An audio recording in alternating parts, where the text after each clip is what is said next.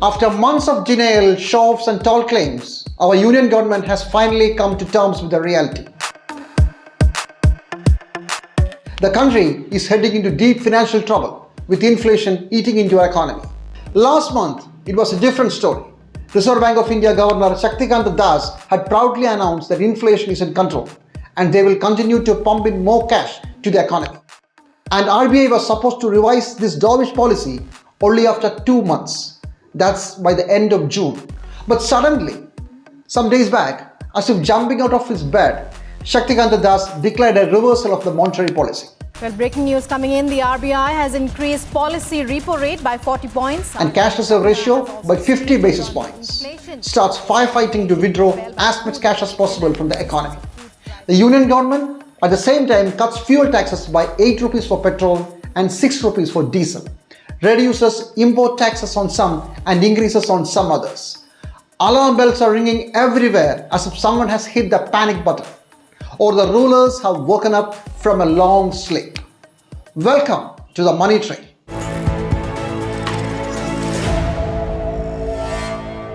Hello, I'm Jimmy James and we are talking about the troubled waters into which our country has waded in.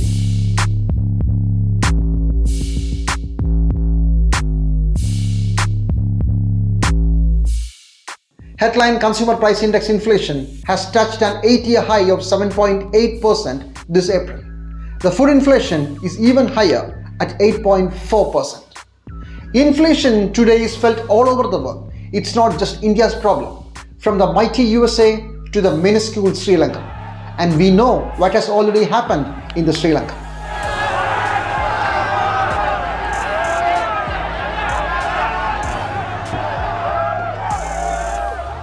There are many reasons. Hike in commodity prices including oil is one. Now, the Ukraine war didn't start it. Even before that, it was up by 77%. Number 2, global supply chain disruption caused by the pandemic. Transportation costs have skyrocketed all over the world. And 3, currency depreciation in emerging economies, resulting in higher import costs. Reason? Foreign capital investments are not flowing in as earlier and credit ratings of many countries are low. And now the 4th, rise in food prices. Last year recorded a 5% increase in food prices in almost all the emerging economies. Then the Ukraine war happened, accelerating the process. The world is now more polarized and many are out to settle some old scores. It seems inflation worries will continue for some time. Many fear the worst is yet to come. When inflation came to India, the ground was already set. Already the economy has been slowing down since 2016. Being one of the highest fuel price countries, India had little legroom to face the new surge in crude prices. Still, the government hiked fuel prices. From 69.5 rupees on May 1st, 2020, petrol price went up to 105.4 rupees in 2 years. Fuel hikes snowballed into higher prices for almost all commodities. Rupee further devalued, worsening the burden. And what did the government do? What it usually does: denial and tall claims. Prime Minister vowed to feed the whole world, but soon had to ban the export of wheat. And it did something curious too. Finance Ministry, the most important ministry of the Union Government, conducted a study to prove that inflation is not as worse as it seems, and it's actually a boon in disguise. It is redistributing the wealth in favor of the poor, the study claimed. This study came out on the same day when the Ministry of Statistics and Program Implementation announced that for the month of April, commodity price inflation is at 7.8%, which is the highest in the last 8 years, and food inflation is at 8.4%. The entirely different figures of the Financial Ministry is about the last financial year. According to them, commodity price inflation has come down to 5.5% and food inflation is down to 3.8% in the financial year ending 2022 March. If you want to believe that both are true, then you should believe that in the last year inflation crashed and in the very first month of this financial year it has suddenly spiked. It's a very beautiful fairy tale. And how did the Finance Ministry arrive at these magic figures? By analyzing the household expenditure patterns. The basis of this analysis is a 10-year-old National Sample Survey Organization data on monthly per capita consumption expenditure of households. And now the first question.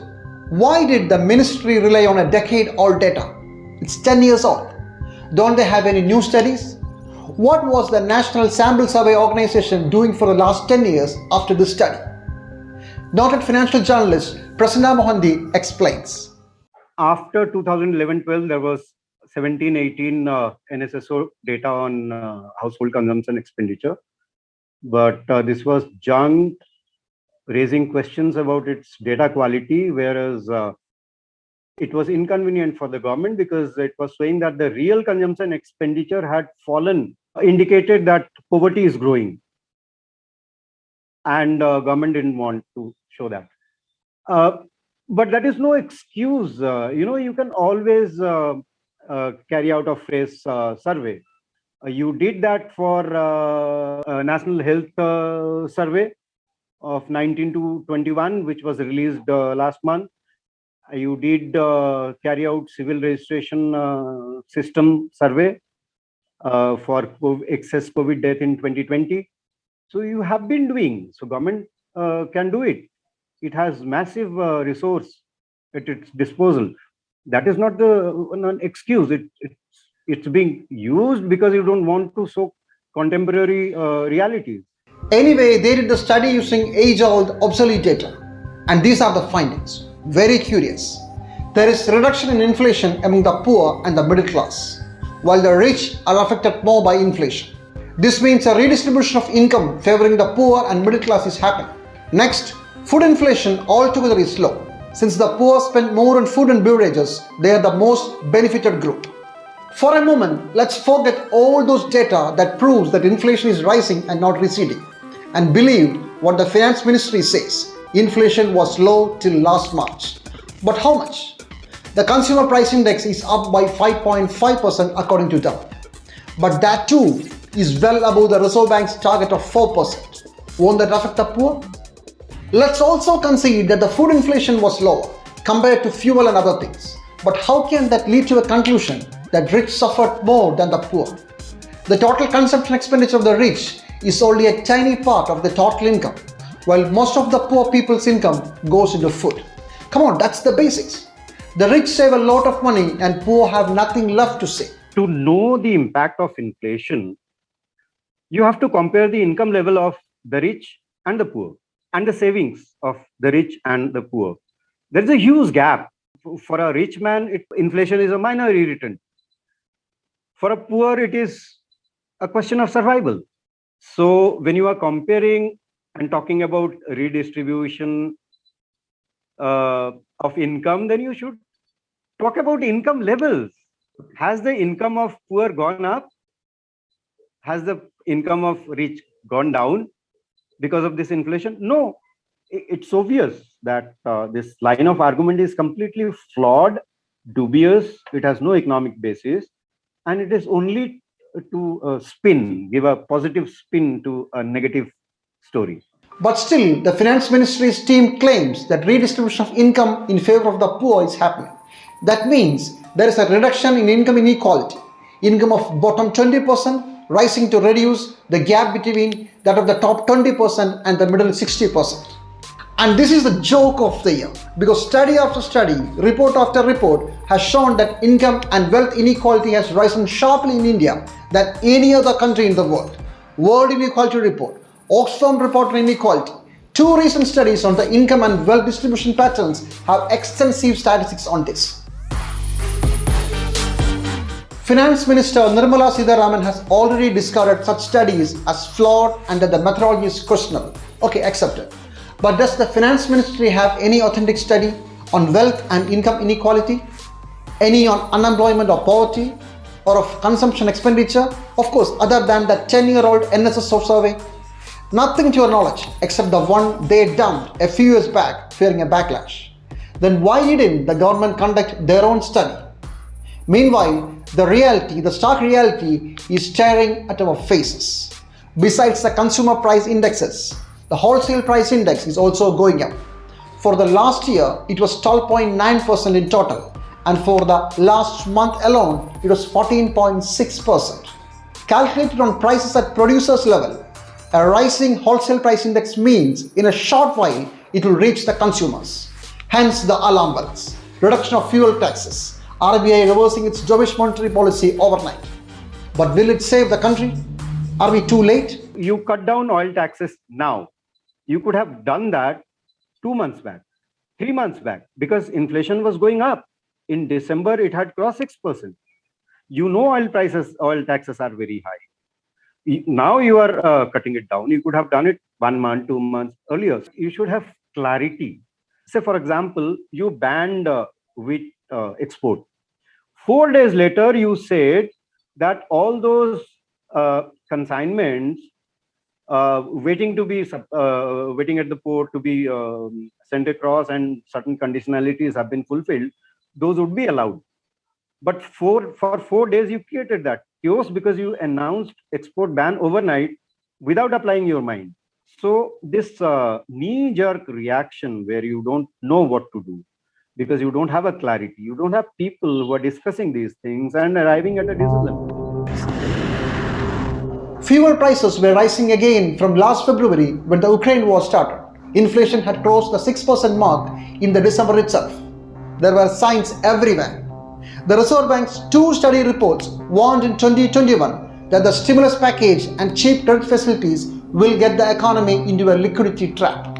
Because it was all aimed to boost the supply of goods, increase production, while the problem in the country was lack of demand. Consumers were not buying as they had no income. Goods got stuffed into godowns, so producers slowed down production and they never took the new loans to increase production. Banks got stuffed with money and it went back to the reverse repo accounts for which Reserve Bank of India had to pay interest. And now the million-dollar question. Why did they wait till May to hike the interest rates to absorb the excess money in the economy? Government and RBI knew what was happening. Actually, everything happened under their watch.